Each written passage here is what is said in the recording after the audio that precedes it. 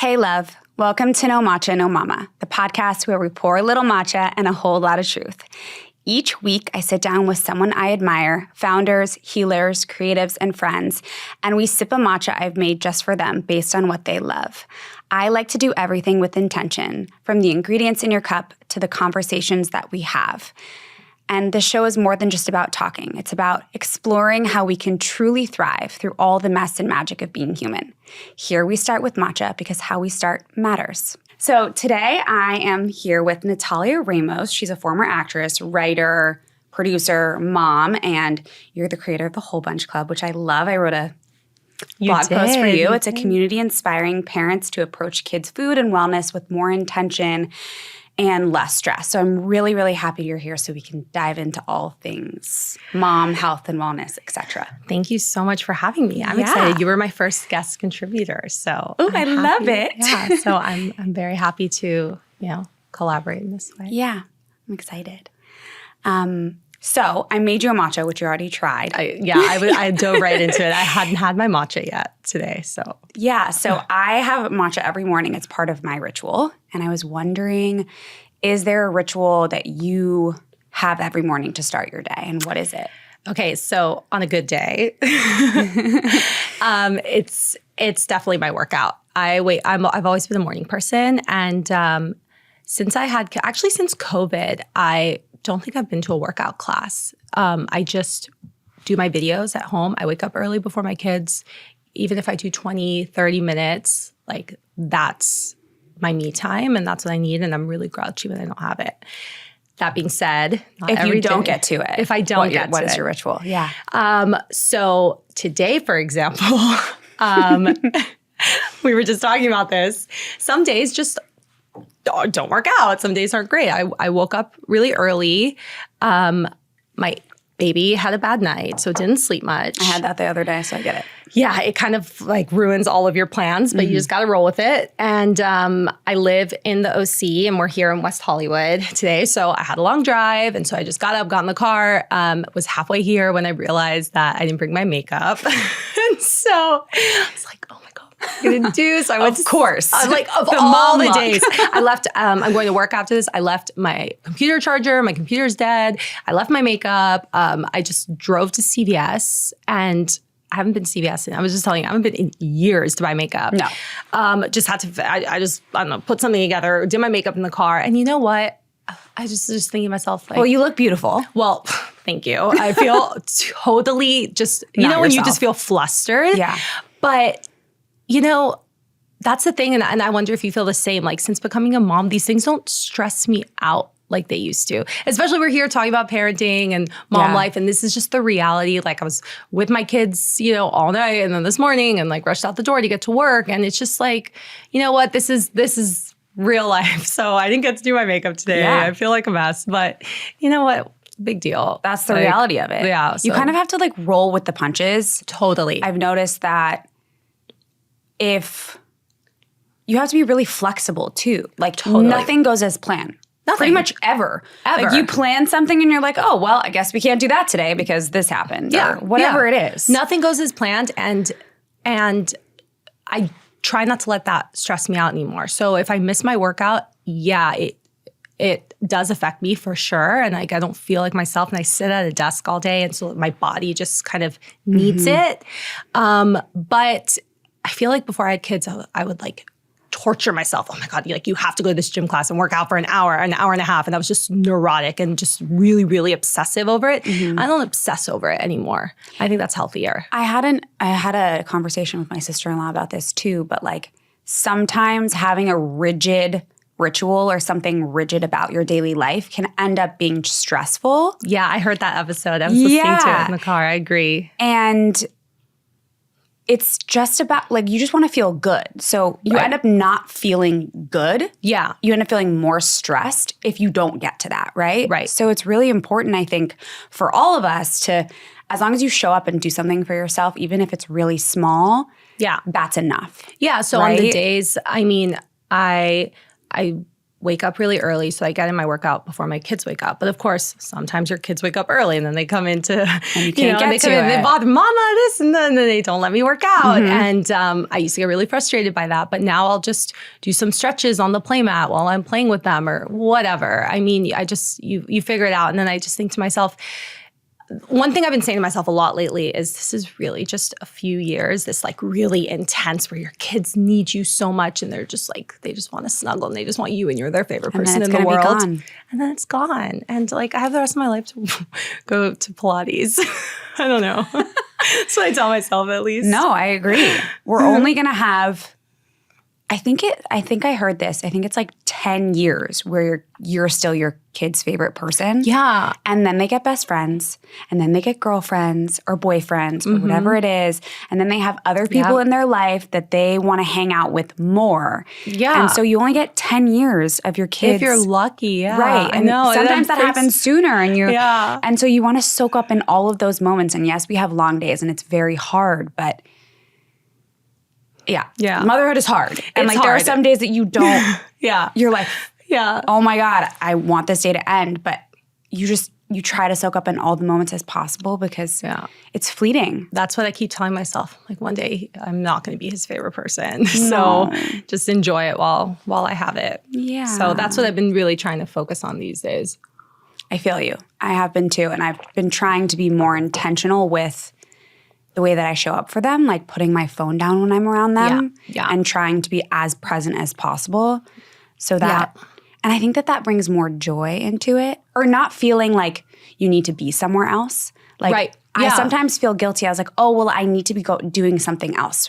And like, or guilty, multitasking. Right. Or feeling guilty that I'm not doing work or being productive, right? But like being with your kids is the most important thing. It's the most important. It took me a while to realize that. Yeah, it's an unlock when you do. Yeah, and that just changed everything. Now it's like, I mean, I used to work, through the night, and that's what you do in your 20s. And that's like the beauty of it too. You can do that. But now it's like 5 o'clock. My phone is off. I don't look at my phone. It's like that's great. My son comes home from school. I'm with the baby. That's our time. It's dinner. All of that like nighttime routine. And it's like I don't answer the phone. Like all of that can wait. Yeah. So that's really great. That's been a big shift. Do you actually turn your phone off? Well, I mean, you I just put it leave down. I put it down. Yeah. I don't answer even like the shop is closed. Business hours are, You're like, I'm done. Yeah. I'm done for the day. Exactly. I'm going to be with my kids now. I leave it on the charger. I don't even know where it is. I don't look at it from like 5 to 8. Well, it sounds like you're in a really intentional period of your life. I'm working on it. And I was wondering, and this is probably accurate, but how did becoming a mom reshape your relationship to like wellness, body, mind, and spirit? Like how... Yeah, that's a great question. Because it's reshaped. I mean, it's changed me as a person in so many ways. Wellness specifically, I think it's just shifted my priorities. I want to feel good and take care of myself because I want to have the energy to keep up with a 3-year-old. Yep. But I also I want to be healthy. I want to be around for a long time. My husband and I were both, sort of young. We're young at like early 30s. So our parents are young and they're super active and involved. And I want to be strong and healthy, for as long as I can. And so like that's the focus as opposed to it used to be, I got to work out because I got to look good. And just like I was telling you before, having so much anxiety if I missed a workout or obsessing over the food that I eat, that really shifted once I had kids. I don't think about, I guess I'm less vain. I don't think about like my weight and things like that anymore like I used to. And ironically, you look better, like when it's like a mindset shift, right? As soon as you stop focusing on that. Yeah, and I feel more confident. I feel like I look better when I'm thinking about it way less than I ever did. It's weird. No, it's amazing. Yeah, it's great. Yeah. And I mean, I was like that when I was younger too. You like want to look good and all these things. Yeah. And then you kind of have to have this shift in your thought process around like eating and nourishing your body and all those things. And once you have that, it opens up this freedom. Yeah. Yeah. And, I'm sure we'll talk about Whole Bunch Club, but when I really started researching the foods for my kids and like thinking about eating healthy and cooking really healthy food and I started cooking really for the first time. And so just I feel like our whole household benefited from that. And so just eating to nourish as opposed to just eating to, be on a diet or whatever. Yeah. I actually want to talk about your household because your parents live with you, right? Or is it your parents or your husband's parents? Your parents. Yeah. I love that. It's the best. When my husband and when I was pregnant with Dino, we read in 2022, we read the book Hunt, Gather, Parent. And it really challenged like this thought process around parenting. The book talks about how historically we never raised kids in isolation. And there was always a village, like an extra set of hands, an extra set of hearts, and supporting the parents and the kids. And it made me realize that there's this pressure in society now that we have to do it ourselves. Yeah. And how that can actually make parenting and being around our kids less joyful. 100%. So do you feel like having your parents living with you, does that change the energy in your home? And does it give your kids a different sense of security? I have so many thoughts on this. But yeah, absolutely. That book sounds amazing and I want to read it. Yeah. Because you should. It's awesome. I definitely will. My husband and I talk about this a lot. There's a lot of factors that go into it and our kind of perspective on this. But everything that you just said, the nuclear family was really kind of invented in the 50s, 60s. It's pretty recent. It's during the Industrial Revolution. Women went to work and for the first time, and like the society shifted radically in so many ways. And the concept of like you're a mom and dad and 2 kids and the white picket fence and the golden retriever, like that was just, and you buy a home, and like that was the American dream. And it's just not the reality for all of human history, but also still most cultures today. So my husband is Asian, he's Vietnamese, and he grew up in a multi-generational household, with his grandparents and his parents, and it was just super normal for him. So that helped, I think, that it was, it was just like a very normal, like, why wouldn't we?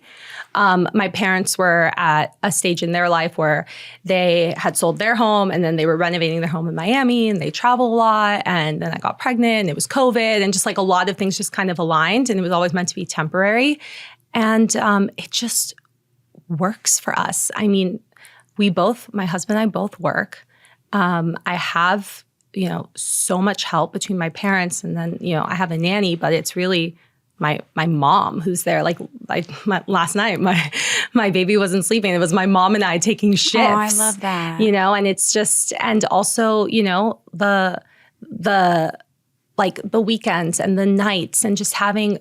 So, okay, I grew up, my dad's Spanish and my mom's Australian. Did you grow up in Spain? I grew up in the US. So we moved here when I was 3. Okay, so you're young. Yeah, so I grew up in the States, but my family was in Australia and Spain.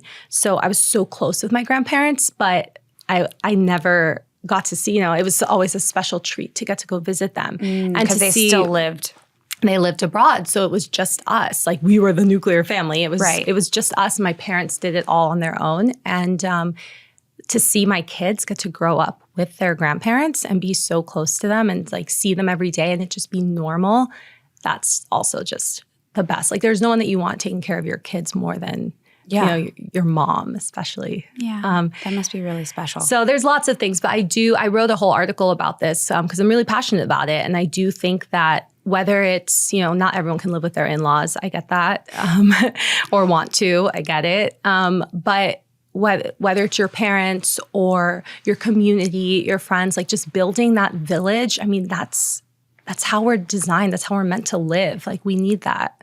Yeah, and I'm guessing it makes it more enjoyable for you too, like being a parent and being around your kids because you have that extra set of hands. Exactly. Yeah. I always joke, it's my live-in, but she's more than that. My mom is everything. That's just our joke. But of course, did you have help growing? Sorry, I didn't mean to interrupt you. No. Go ahead. Did you have help when you were growing up, or was it just your mom doing it all? My dad was a stay-at-home dad. Oh, your dad. Yeah, my dad was. I love that. Yeah, so he's a musician, so he always had a studio at home, and he was always kind of making music. Now that we're older, he's gotten back into, wanting to be on stage and touring again. But at home, like when we were growing up, he was just, writing for other artists. But he was the school pickup, the dinner, and he was the I feel like that wasn't as common. No, with our parents' generation. No, not at all. Not at all. So I guess my husband and I were both kind of used to just not the norm. So it was kind of an easy transition to us. And his parents they're in LA. They're super involved as well, and we're really close with them. They live up here. So so we see them a lot.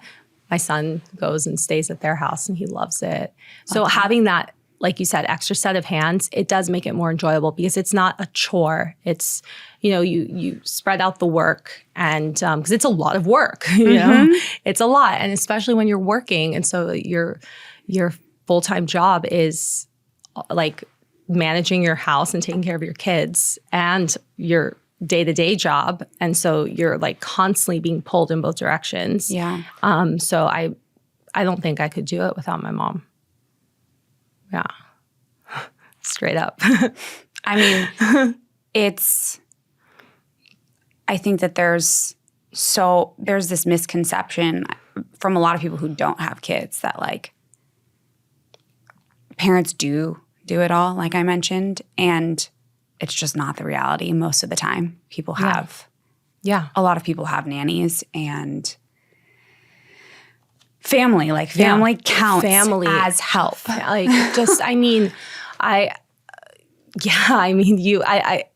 can't imagine doing it on my own, and we shouldn't have to. We need our village, and whatever that looks like. So I work full time. My mom and my husband, and my dad, we all work, and so I have a nanny during the week, during working hours. But as you know, kids is not just like a 9-to-5 thing. No, so it's all of it's all the time. Everything else 24/7. It's everything else. It's the most dedicated job that exists, and it's completely unpaid. Yeah.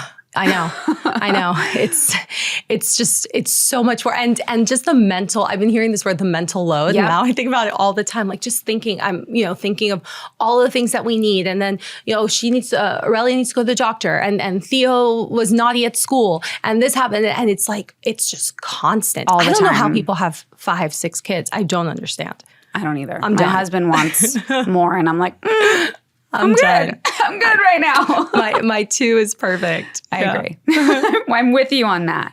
And for parents who don't have family nearby, what are some ways, in your mind, what are some ways that you can build that sense of support? Yeah, like I said, I didn't grow up with family around. And now being a mom, I look at what my parents went through, and I just have so much, I understand it so differently now, and just have so much admiration. I actually don't know how they did it. But we grew up in Miami, and they built a really, really strong community there.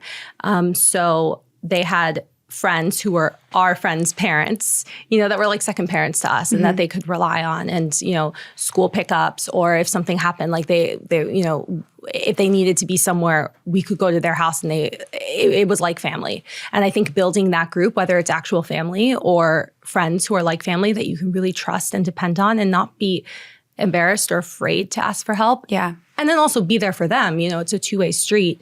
But you need to build that kind of support system in some way, and not be ashamed to ask for help, because we're not meant to do it alone. No, we're not.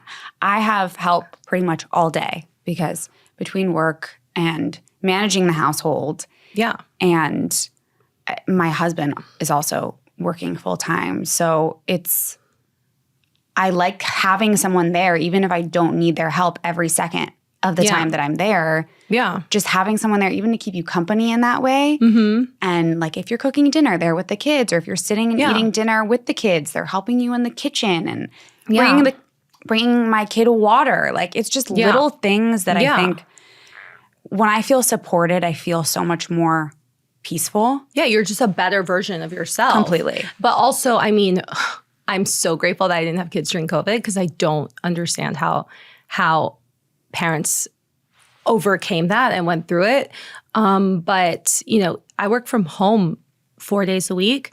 And even then, I would think, it's fine. I can work from home and have my kids there. And like, you can't. You cannot get anything done. My son was homesick for a couple weeks ago. And I basically just had to cancel everything because, the nanny's with the baby. And even with her there, he just wants to be with me. And he's like climbing all over me and doesn't let me type and then wants to, and you know what? He's 3. He should be.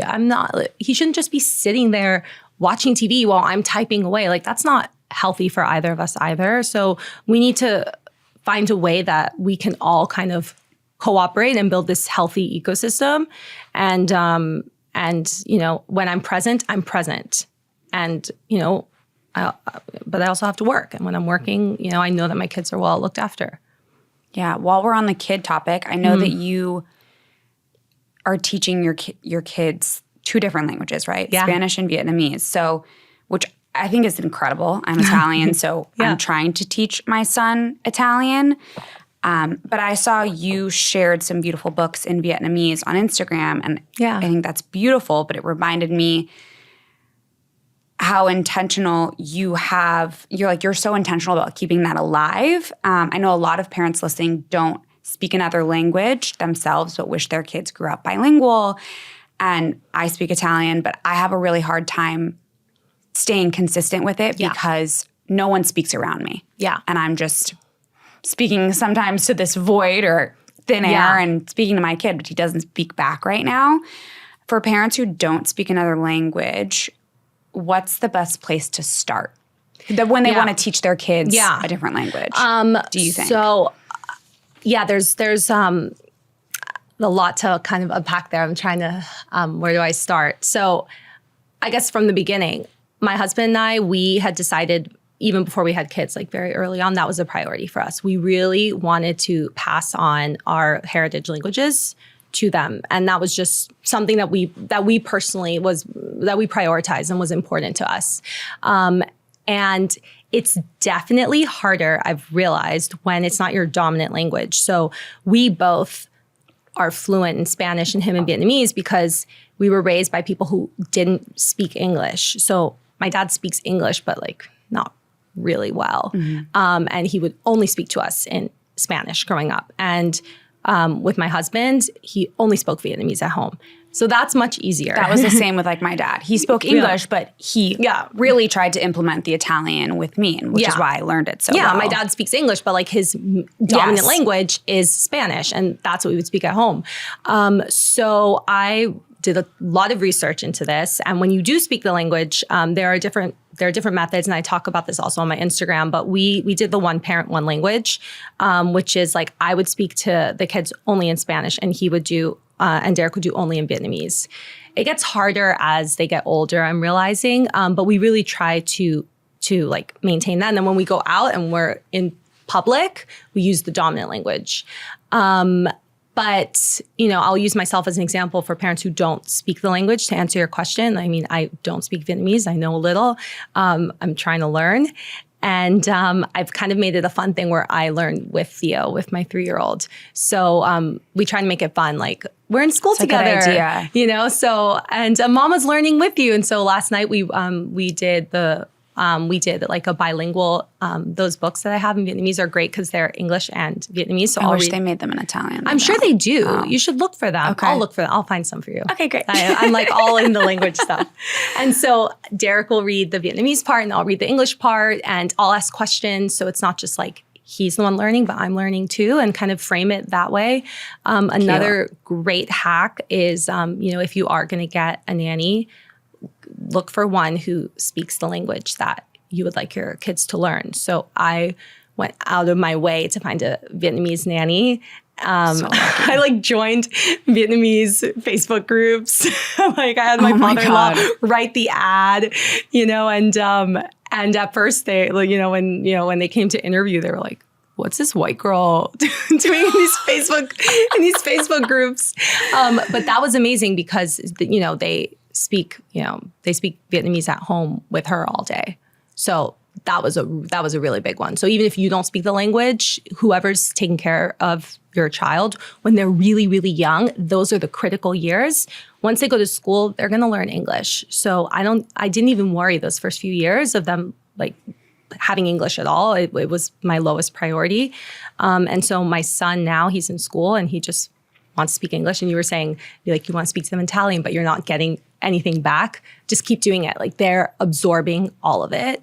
I also forget though. I need to be better at, I've been really slacking lately and I'm like, I want him to know Italian so badly. Just like keep doing it. And then it becomes a habit. At the beginning, it was so weird for me to speak Spanish to my son, my oldest, because I was just so used to speaking English all the time. And then it just, your brain like switches. And now it's weird for me to speak to him in English. I just get like, that's the language. Like, I'm sure you have that same thing with your family. There are people that you speak Italian with and there are people you speak English with. And it just becomes this normal, that's what your brain does. It just switches. And so that's how you learn the language. And that's why the one parent, one language method really works. Because it like programs your brain. But yeah, just keep doing it. Even now, Theo is fully bilingual, but doesn't want to speak Spanish because it's, all of his friends speak English. So I'll speak to him and he responds to me in English. Yeah. But I just keep. He will eventually respond to you in Spanish. I did the same thing when I was a kid. Yeah. But I know he understands because he's responding to me. So, you just have to be consistent. It gets easier. I'm sure. I need to start speaking to Roma in Italian because I don't do that. And Roma, I love that name. Thank you. Justin and I were engaged in Rome. And so I always loved that name. I actually was originally going to name her Rome. Like if I had a boy, I was going to name him Rome. And if I had a girl, it was going to be Rome. And I was like, I feel like I want to make it a little bit more feminine. So I chose Roma. We also love Rome. And we came up with our daughter's name in Rome too. Aurelia. Cute. Yeah, we're really into history, and we were at Palatine Hill in like the ancient Roman Senate quarters. I was like, Marcus Aurelius. Wait, Aurelius. Aurelia. I like that name. Pretty. So yeah, anyway. Her name is Roman too. Love that. This matcha is delicious, by the way. Thank you. Thank you. What would you say to parents who feel discouraged that they're starting too late with the language? Just don't. Don't. It's never, ever too late to start. It's definitely easier when they're younger because you have more control over their environment before they start school and they have friends and their brains are just, it is, I started researching it because I was concerned that Vietnamese and Spanish were too different and it would confuse them. And all the research says the complete opposite. Like when you're young, your brain can absorb just like so many languages. So it's definitely easier when they're babies. That being said, it's never too, I'm learning Vietnamese. Right. It's never too late. Fair. But it's just harder. They have bilingual schools now. You can also look for after school activities that are in another language. So like we live in OC, so there's a lot of Vietnamese stuff. But we'll sign Theo up for Vietnamese Boy Scouts. So it's not just like a language, but it's something fun, things like that. There are ways that you can incorporate language that are not like language lessons. Yeah, making it more fun. Yeah, TV, if we do, like whenever we do let them watch TV, it's like Vietnamese or Spanish. They have Peppa Pig in Vietnamese. So that's also, it's like, okay, you might as well. If you're going to watch it in Vietnamese. Okay, so I'm going to switch gears into Whole Bunch Club because that's kind of where you've taken a lot of these values and wellness and all these things to make something bigger for parents. And for someone hearing about it for the first time, how would you describe Whole Bunch Club? So Whole Bunch Club is a blog that I started that is really grounded in all of the research that I've been doing into product safety and ingredients and testing and just like how beyond marketing, like what is actually in the products that we bring into our home. That's it in a nutshell. But the kind of backstory is, so I'm very research-based. If you can't tell already, I'm a total nerd. I work at a think tank called the Berggruen Institute, and I studied political science at school. And so my background is very academically kind of centered. And I, over the years, have kind of honed this skill both at the Institute and then in kind of my like personal public role and like my social media and stuff at kind of translating really complex theories and thoughts and ideas in accessible ways. And like, that's how I like to communicate. And so this was just a really natural kind of transition once I became a mom, and that was my priorities shifted and my interest shifted. It was kind of taking that formula that I already had been doing for so long and doing it for the research and the interests that I was developing on my own. So I kind of became the go-to with my friends for like, what's the best product for this and what's in that and whatever. And I built this spreadsheet that just had all of the research. And it grew from there, where I now, another really important thing to me, especially with social media, is expertise and authority. And I recognize I'm not a doctor. I'm not a medical expert. And I think one of the things that I don't like about social media is that everyone claims to be an expert, and you're getting so much information, you don't know what's legit. And I think that's dangerous. And that's always been a kind of a big focus of mine. So I've been able to, through this, interview these amazing founders and doctors and researchers who are doing just incredible kids in the health and wellness and kids space. And so it's like, okay, I'm just the messenger. So, I'm not the expert. This is what I've learned from these experts. And then I kind of package it in a way that's more accessible to other people. And so that's really important to me as well, the authority. And I've just gotten to speak to these amazing, it's like selfishly, I really like this product. Let me talk to you and learn more about it. And it's about connection too. Yeah. And there are these amazing brands that are really doing incredible things to just bring better products into the world. And we've seen this whole shift where people are just like more aware of what's in the food that they're eating or the products that they're putting on their body, even, like the kitchen utensils that we're using, just everything. And I think that's been a really great shift, but that can also be really scary if you don't have the information. And so I've just been trying to learn and share as much of it as I can. And it's been a really incredible journey. I love that. What inspired you to create it? Was there a moment or something that happened that pulled you into it? Yeah, I feel like I'd been looking for my thing for a long time. My husband is kind of my biggest, cheerleader and always encourages me to do, to think bigger. And he's very entrepreneurial, and he started a bunch of businesses. And so I really look up to him. And I had been, I love my work at the Institute, and I'd been doing that for so long. But at the same time, I'd been kind of trying to find my voice as I left acting, which is now almost 10 years ago. I'd still been trying, like, what's my voice? What's my purpose? And, what do I kind of want to do outside of my like professional world? And I went through, if you go just through my Instagram, you'll see I've done like it's this story of me kind of trying to find my voice. And I think that now I finally landed on this perfect blend of science and research and communication about things that I'm really passionate about. And so, yeah, that's really kind of where, why I chose to go this route. I think I really needed something that was mine. Yeah. I feel that. Yeah. I really feel that. That's why I started this. Exactly why. Yeah. Trying to figure out what I really want in my life and what I want to spread and how I want to inspire others and what I want to give to others. Yeah. And so many of the skills that I've learned over time, I was an actress for so long, and that, I learned so much, and that really shaped me. And then it was like a long transition of, well, who am I after that, and trying to figure that out. And then you had kids, and that shifted everything too. So. Yeah. And so this feels right. And it's been really fun to kind of build it from the ground up.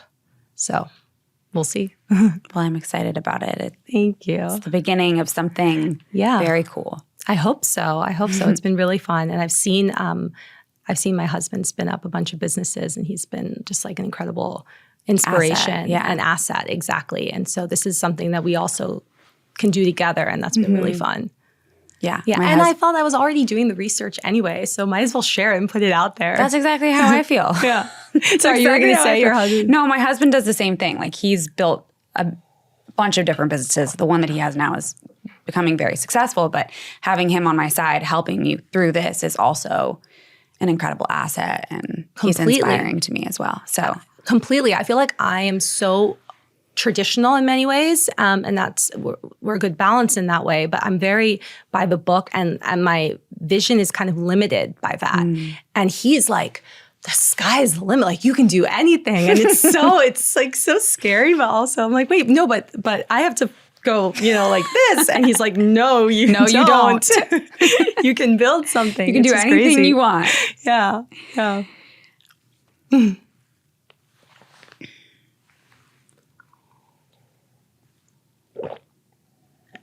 Can you share a story of someone's experience with Whole Bunch Club that reminded you that this is why you're doing it? Ooh, that's a great question. Okay, there's a few. There's just the messages that I get, or even just when I'm talking to my friends that are like, oh, I got this product, or I learned this from you, that, all the time, more times than I even expected. Because sometimes, I don't know if you get this feeling, you're like, oh wait, you saw that? You watched that? Like, whoa, that's, So I always love to hear that. But a specific one last week was I interviewed the chief medical officer of ByHeart, the formula company. Oh, yeah. And that was a really big interview for me because it had been months in the making. And it was, they're huge. And I also am I'm a ByHeart mom. And so that was like a huge privilege to get to ask her all the questions that I had. And we came on, and I was like, it's such, like these are my celebrities now. It's such an honor to speak with you. And she was like, are you okay? I'm so excited to speak with you. I've been following your content and I love what you're doing. And thank you for doing it. And I was just like, you're like, these are the moments. Yeah, so that was a really cool one. Oh, yeah. That's amazing. Getting that feedback from people when you don't think that they're paying attention, or when you don't really think that anyone is paying attention, because that's not really the reason why you're doing it. Yeah. It feels great. Yeah, you're always like, oh, wait, you actually saw that, because it's different. It's like when I was, I don't know, and I started acting before even social media. And so there was no way to like track and measure, and you didn't have to think. I'm grateful that I didn't have to think about, like that component of the industry. But you knew that people had seen your work, it's a movie, like, that people are watching it. But now I guess just being an entrepreneur is so different in that sense than like being part of a system and a group. And now it's just like, and you work on your own and you just think that no one's watching, like it's anyone paying attention, but you just keep doing it. Can you hear me? Yeah, exactly. So when you get that feedback, it's really nice. Yeah. And one of your big focuses, I think, with Whole Bunch Club that I've noticed is kids' food and kids' nutrition and kids' supplements. What made you start looking deeper into children's food, especially the pouches? Yeah. So we talked about this. That was the most eye-opening kind of all the things I learned, the pouches was the craziest one. But to go back to your question before I tell the pouch story, food was just the most obvious place to start because it's something that you're in it every day and you're feeding your kids, and I want to make meals from scratch, but it's not realistic. And so it's like trying to find, well, what are the best products that I can give my kids? And the vitamin, I started researching the vitamins because my husband is in the supplements industry. And so he does gummy vitamins and all different types of vitamin stuff for adults. And so I already knew, I had like a baseline of knowledge from there. And then you just go deeper and deeper and you start to see, well, who's sharing their lab results and like, where are they? And then learning from him, from my husband about like how manufacturing works. What to look for. It's so much more complicated than what they can just, stamp on a label. Learning about how what does an FDA, facility mean? Or like how things are manufactured has a huge impact on the end product. So it's not just like reading the ingredient list. I even interviewed the founder of Million Marker, which is the first at-home test for plastics and BPAs and phthalates. They have that? So cool. I did it. Yeah, the interview with her is about to come out. It is cool that this thing exists. Yeah. But she was saying, essential oils. I mean, sure, they're great, but like, how are they manufactured? How are they going through? Like, are they being like processed through plastic? Because then all of that plastic is leaching in. So all of these things that you learn okay, well, now how am I going to aggregate all of this information in a way that's accessible? And so then I came up with the rating system, the rubric, and so food was kind of the obvious place to start. Then with the pouches, as I got deeper and deeper, so you do all this research and you're like, these are the good pouches because these are the ones that follow, this rubric that I built and like the ingredients and the testing and the processing and this and that and whatever. Then I learned about how they're actually processed. So there's aseptic and then there's retort processing. I didn't even know who knows about this? Like, I don't. I didn't You're know. speaking gibberish. Yeah, I mean, I've been researching this for so long and I only just learned. So in order to make food shelf stable, you have to process it in some way, right? So that it doesn't go bad. And so you can use preservatives and all of the healthy foods, that we like. We don't want preservatives in the food. So with kids' pouches in particular, there are two ways to do it. You can use you can do cold press. It's HPP something. Anyway, those are for the ones that are like that have to stay in the fridge. There's this other term that I'm not remembering now, but those are like your Once Upon a Farm and your Little Spoon. Those go in the fridge. Those are great. But then also we're on the go. You want ones that are shelf stable, right? That don't need to be refrigerated. And so I had looked up all of the pouches, and been like, these are the best brands. Then I learned about retort and aseptic processing. So with retort, which is like 99% of the food pouches out there, what they do is they create the food product. That's the product that they test. So when you search the lab results, like that's what you're looking at. It's not after it's put in the pouches. It's before, right? It's before. So they have the food. They test it. They're like, this is free of lead. Da, da, da, da, da. Then they put it in the pouch, and then they pressurize the pouch at extremely high heat in order to seal it. So it's literally like taking a Ziploc bag of food and like throwing it in the microwave. Boiling water, whatever. Or boiling water. And we go to all of these lengths to avoid, heating plastic. And then these pouches are just like, think of all of the chemicals that are leaching into that. And so I was just blown away that all of these, healthy brands, they do that. They do that because it's cheaper and it's more accessible and whatever. And look, like, you're not going to die if you eat them. But I just feel like there's a lot of information that is not being fully disclosed. No, there's no transparency about it. There's no transparency. They're like, here are lab results. Okay, yeah, but that was before you then subjected it to high heat in this plastic container. So what is the result afterwards? Yeah, and nobody knows. They did do a test recently. The BBC did this whole expose on pouches in the UK, and not only do the chemicals from the pouch leach in during this manufacturing process, but it also decreases the nutritional value. Well, yeah, of course. So, like if you put food in the microwave. Yeah, so you're lowering that as well. So even the nutrition label isn't accurate to the end product.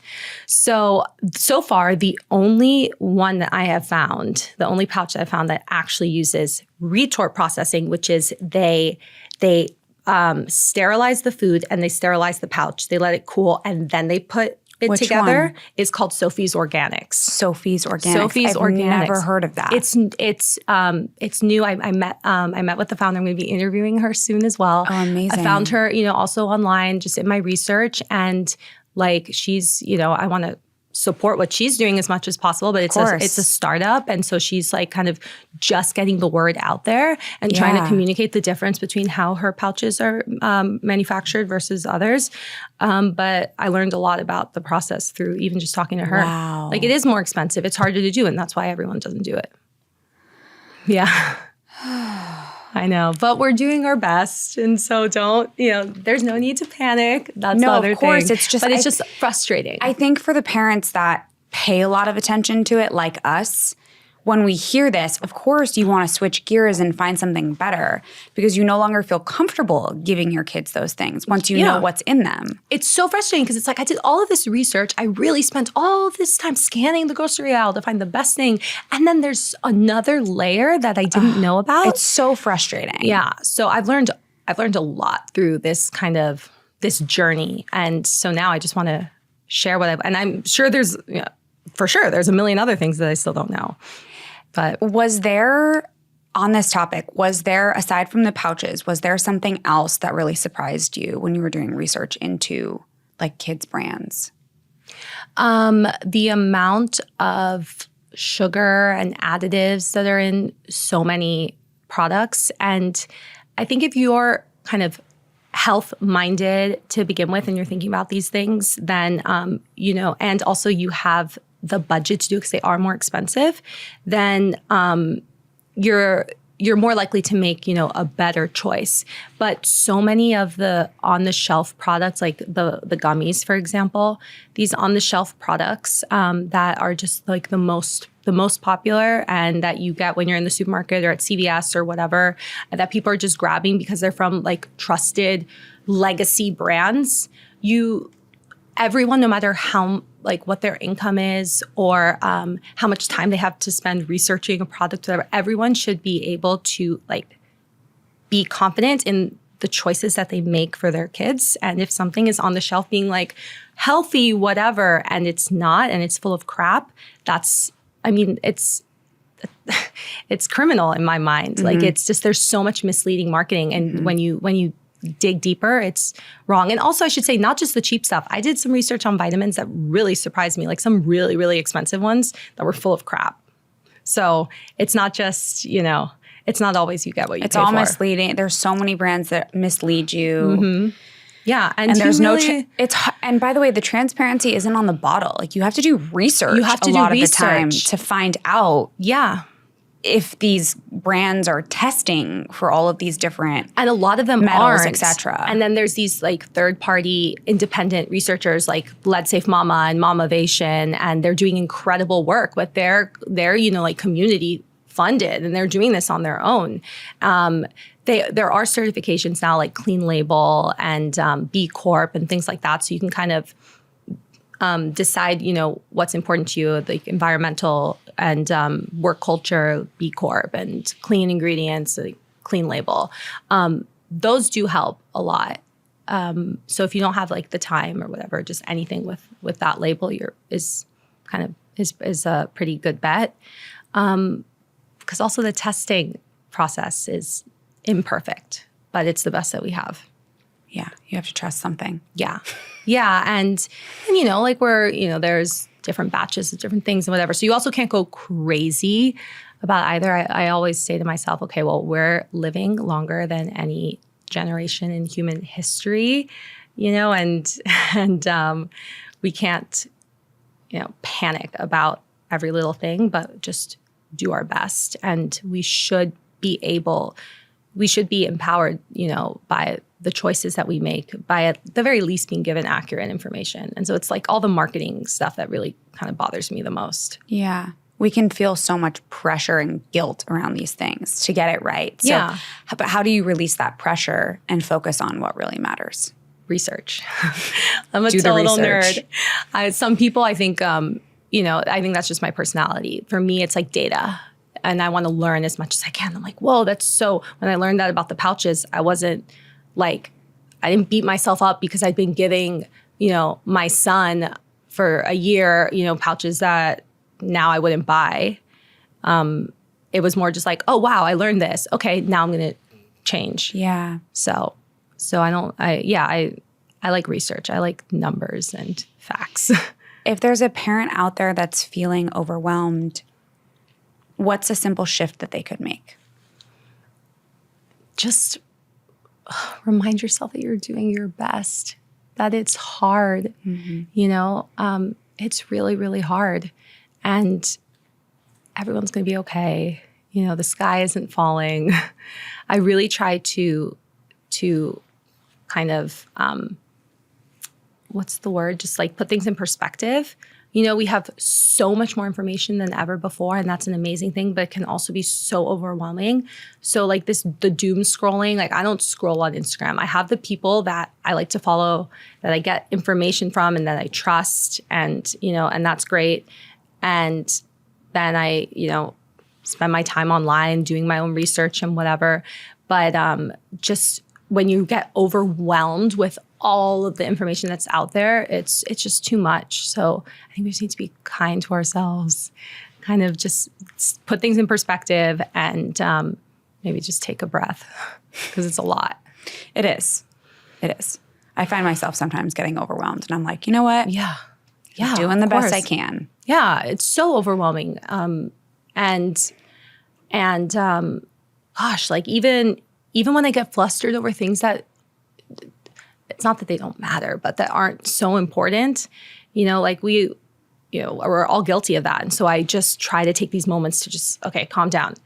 It's not the end of the world. It's not that big a deal. And also we're so lucky, just where we live, just by nature of like where we live, all of the opportunities that we have, all of the resources that we have available, where we're really, really fortunate. Everyone listening to this and watching this, we just like, I've really started to shift to be really grateful, and then that helps put things in perspective, because, there are so many people around the world who just don't have the resources or the opportunities or the ability to, like they just have much, much harder lives. Like our lives are really good. Mm-hmm. So I remind myself of that. Yeah. First world problems. I tell myself that a lot. Yeah. Well, I want to wrap this up with a few reflections. Okay. If you could go back, what's one thing you would tell your younger self?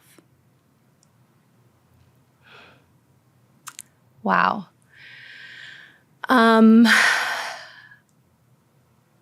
That's a really hard one. Okay, I need a second. Maybe you can edit this out, because I've gone through so many, I feel, changes. But my really, really younger self, it would be to really focus on what matters, because I think that I was very shaped by being a child actor, and for a little bit that kind of that sent me on many different paths, and then for a little bit I think I kind of lost myself, and was really I thought things were important that aren't. And now that I'm on the other side of that, I kind of wish that I'd gotten there sooner. So, but that just comes with wisdom. So it's hard to, it's a hard question to answer, but I do wish that I had learned what's really important in life a little sooner. Yeah. That's not a great answer. No, it's a great answer. It's what you would tell your younger self. There's no right or wrong answer or good or bad answer. Like this stuff is not important. No. It's family. It's being a good person. Being dependable and kind, and all of those like real values. It's not about being popular. No. Like all that stuff. So, yeah. And if there's looking ahead, is there something that you hope that your future self thanks you for? Yes, I hope that my kids love me and, look back and say, oh, mom and dad did everything for us. And, even when they were away or they were busy or they were working, I hope they understand that we did it for them. What about you? What do you want what do you think, what do you want your future self to thank you for? Yeah, I mean, well, like if my kids don't hate me, like I'd be like, okay, I did well. They're like, I had a horrible childhood. My mom was never around. She would totally, that won't be the case. But I would thank myself if I have two really happy, grounded, well-adjusted kids. And happy is the biggest thing. Like success, what does that mean? No, like for me, happiness is the most happiness important. is success. So I want 2 happy kids that, that love their family, just like my husband. I want, then Derek and I can look at each other and be like, we did well. Yeah. Well, thank you so much. Thank you. This is really fun. I'm going to end with a little prayer. Okay. May we carry what we need, release what we don't, and stay open to the magic that is unfolding. Thank you for sharing your heart and sipping your matcha with me today. Thank you. I love that. That was beautiful. Thank you so much. Yeah. Thanks for listening to No Matcha, No Mama. If you loved the episode, share with a friend, leave a review, or come say hi on Instagram. My handle is @DINADL. If you would like to connect with my guest, her handle is @Nathalia Ramos. You should also check out her amazing blog, Whole Bunch Club. And remember, thriving takes intention. See you next time.